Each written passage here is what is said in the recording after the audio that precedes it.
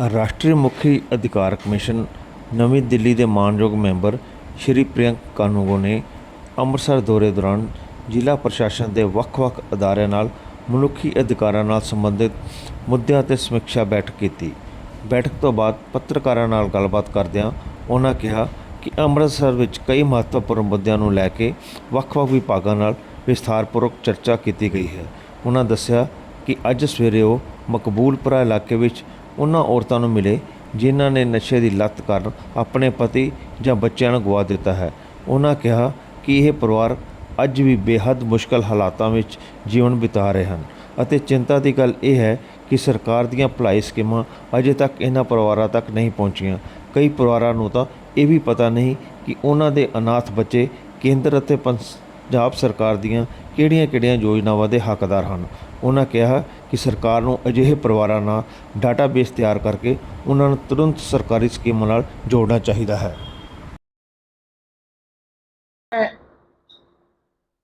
Amritsar district में अनेक सारे विषयों पर जो मानव अधिकारों से संबंधित हैं, विभिन्न सरकारी डिपार्टमेंट्स की एक समीक्षा बैठक के लिए यहाँ आया हूँ।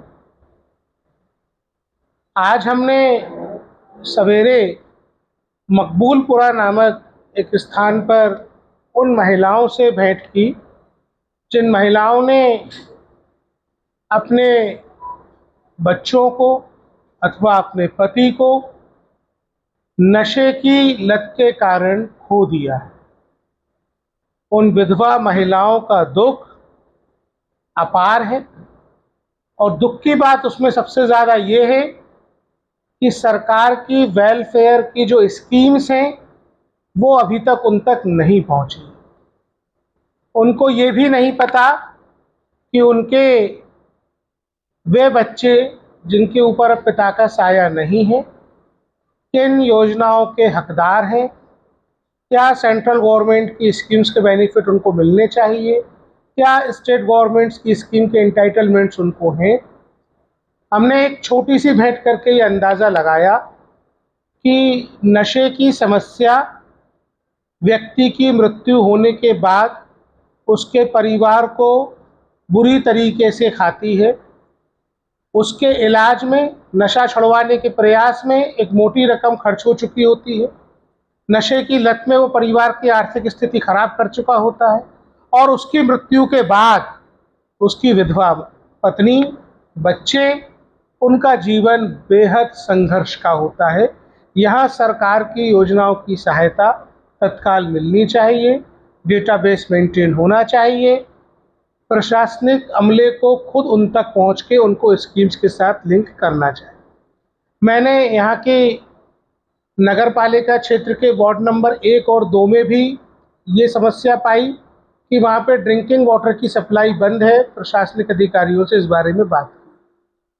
अभी हमारी बैठक में हमको ये पता चला है कि पॉक्सो के जो केसेस हैं उनकी जानकारी बाल कल्याण समिति तक नहीं आ रही है, जिसके कारण विक्टिम्स का रिहेबिलिटेशन एक प्रश्न चिन्ह के दायरे में है। अभी हम इस पर विस्तार से चर्चा करेंगे और डीपीआरओ साहब जब अपना प्रेस नोट देंगे तो क्या हमको प्रशासन ने समाधान बताया, कब तक इसको ठीक करेंगे, हम वो भी आपको बताएंगे। सर जो यहाँ की मैं लेट मी फिनिश यहाँ हमको जो स्थानीय नगर निगम है उसकी कई सारी लापरवाहियाँ दिखी। नगर निगम के सक्षम अधिकारी बैठक में उपस्थित नहीं हैं। हम इस बैठक के बाद जो यहाँ की सॉलिड वेस्ट मैनेजमेंट साइट है, जो डंपिंग साइट है, वहाँ एक बार विजिट करेंगे। कचरे के प्रबंधन में लगे हुए मजदूरों के मानव अधिकार संरक्षित रहें, कचरे के प्रदूषण के कारण लोगों का जीवन प्रभावित ना हो, ये रोकना हमारी जिम्मेदारी है। उस दृष्टिकोण से आज वहाँ भी हम विजिट करेंगे। आपके जो सवाल हों आप ले लीजिए। एक चीज़ और मैं बता दूं, वो यहाँ अमृतसर से रिलेटेड नहीं है पर वो रिलेवेंट है। हमको ये शिकायत मिली कि बरनाला करके जो ज़िला है, हमको यहाँ के एससी कमीशन के फॉर्मर चेयरपर्सन राजेश बागा जी ने ये शिकायत भेजी कि बरनाला में सफाई कर्मी महिलाएं जो अपनी कुछ मांगों को लेकर के प्रदर्शन कर रहे थे, धरना दे रहे थे, शांतिपूर्ण कार्रवाई कर रहे थे, उनके ऊपर पुलिस ने लाठीचार्ज किया है। कुछ महिलाएं अस्पताल में भर्ती हैं।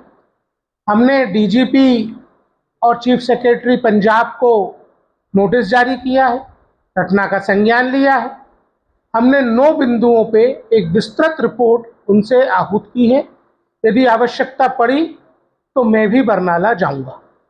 अब आप सवाल ले लीजिए प्लीज। सर 15 साल का जो बच्चा हो जाता है लेट एंट्री में, उनका नाम नहीं अंकित नगर निगम का जो डेथ एंड बर्थ विभाग है वो कर रहा है। काफी दिक्कत आ रही है आप लोगों को, क्योंकि ऑनलाइन एंट्रीज जो पोर्टल में जारी हो रही है अभी स्कूल्स में एडमिशन के कर रही है और कई काम। यू मीन कि 15 साल के बच्चे का बर्थ सर्टिफिकेट नहीं बना है, उसकी एंट्री नहीं? उसके नाम नहीं अंकित हो रहा। देखिए, उसकी एक एसओपी है, उसमें डिस्ट्रिक्ट एडमिनिस्ट्रेशन के जो नोडल मजिस्ट्रेट होते हैं वो इसकी तस्दीक करके सर्टिफिकेट जारी करने के निर्देश देते हैं। स्टैंडर्ड ऑपरेटिंग प्रोसीजर है।